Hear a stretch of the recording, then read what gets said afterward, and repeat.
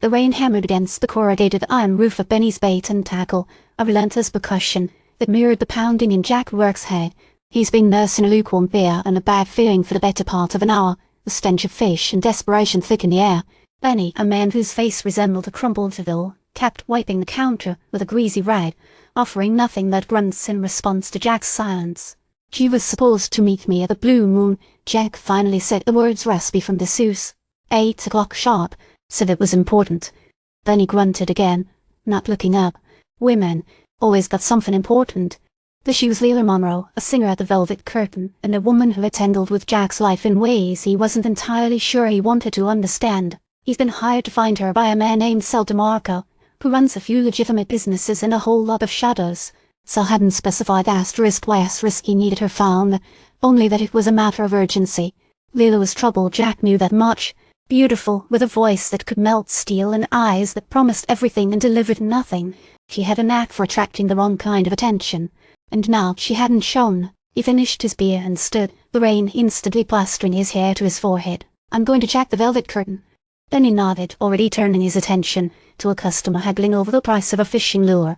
The Velvet Curtain was a low-ceilinged club, smoke hanging fake as fog and the scent of cheap perfume clinging to the plush velvet curtains. The music was a mournful saxophone solo, the kind that made you want to drink your sorrows away.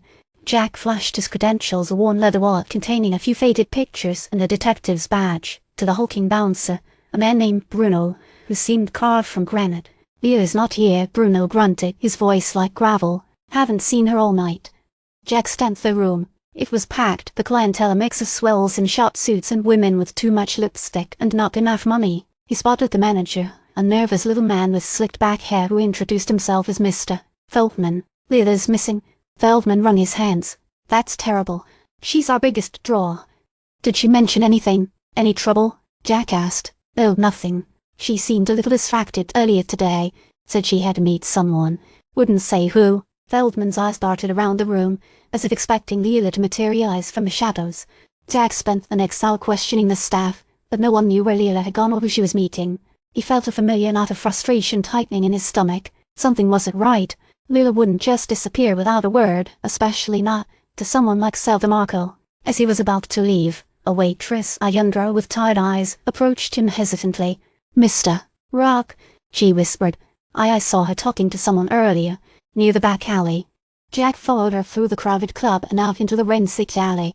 It was dark and smelled of garbage and despair. He found a discarded cigarette butt and a single, crimson rose line in the damp asphalt. Suddenly, a voice came from the shadows. "Looking for someone, detective?" A man stepped out of the darkness. He was tall and lean, with sharp features and eyes as cold as ice.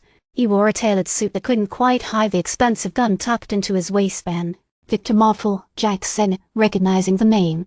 Martel was a freelance enforcer, known for his efficiency and his lack of sentimentality. "Lila Monroe is my guest," Martel said with a cruel smile. "She's indisposed at the moment." "Indisposed how?" Jack asked, his hand instinctively moving towards his own gun. "Let's just say she's reconsidering some agreements." Martel's smile widened. "Agreements she made with certain individuals." Jack knew without a doubt that Martel was lying. He also knew that confronting him directly would lie the end badly. "Where is she?" he pressed. Martel chuckled. "That's not something you need to worry about, detective." Suddenly, a car screeched to a halt at the end of the alley. Sal Demarco emerged, his face a mask of controlled fury. "Martel, what do you think you are doing?" Martel's face hardened. "I'm facilitating a business transaction, Sal. Something you seem to have misplaced." Sal ignored Martel's taunt and turned to Jack. "Rourke, better out of this. Now." Jack nodded and stepped towards Martel, ready to fight. But before he could move, a voice drifted from the shadows behind Martel. "Victor, darling, you're being terribly rude." Lila Monroe emerged, looking pale but unharmed. She was dressed in a simple dress, a far cry from the glamorous gowns she wore on stage. "Lila, what's going on?" Jack asked. Lila ignored him and addressed Martel. "I'm withdrawing my offer, Victor. I'm done." Martel's face twisted with rage. "You can't do that, Lila. You made a commitment." "Commitment? You think this is a commitment? This is extortion, Victor. I'm going to the police." Lila's voice was surprisingly steady. Sal Demarco stepped forward, his hand resting on his holster. "Victor, let her go." Martel glared at Sal, then at Lila, then shrugged. "Fine. But you're making a big mistake, Lila. A very big mistake." He melted back into the shadows, disappearing as quickly as he had appeared. Sal turned to Lila, his expression unreadable. You shouldn't have done that, Lila. You've angered some very powerful people. I'm done being anyone's pawn, Sal, Lila said, her voice trembling but resolute. You're a fool, Lila, Sal said softly. A beautiful, reckless fool. He turned to Jack. Get her home, Rourke, and make sure she stays put. Jack escorted Lila to her apartment, a small, cozy place overlooking the harbor. The rain had stopped, and the city light shimmered on the water. Thank you, Mr. Rourke, Lila said, standing in the doorway. You saved me. Just doing my job, Miss Monroe, Jack said, feeling a strange sense of protectiveness towards her. As he turned to leave, Lila stopped him. Mr. Rourke, do you believe me about what I said to Martel? Jack hesitated. He's seen enough lies and betrayals in his line of work to trust nothing at face value. But something in Lila's eyes, a flicker of genuine fear, convinced him to take a chance. I believe you, Miss Monroe, he said. Lila nodded, a faint smile playing on her lips. Then be careful, Mr. Rourke. They won't let this go.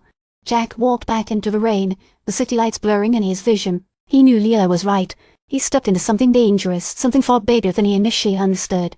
And he had a feeling that this was just the beginning. He thought about Lila and the powerful people who now wanted her silenced. A chill ran down his spine. The case wasn't over. It was far from over. He had the feeling he's about to step into a whole lot more trouble.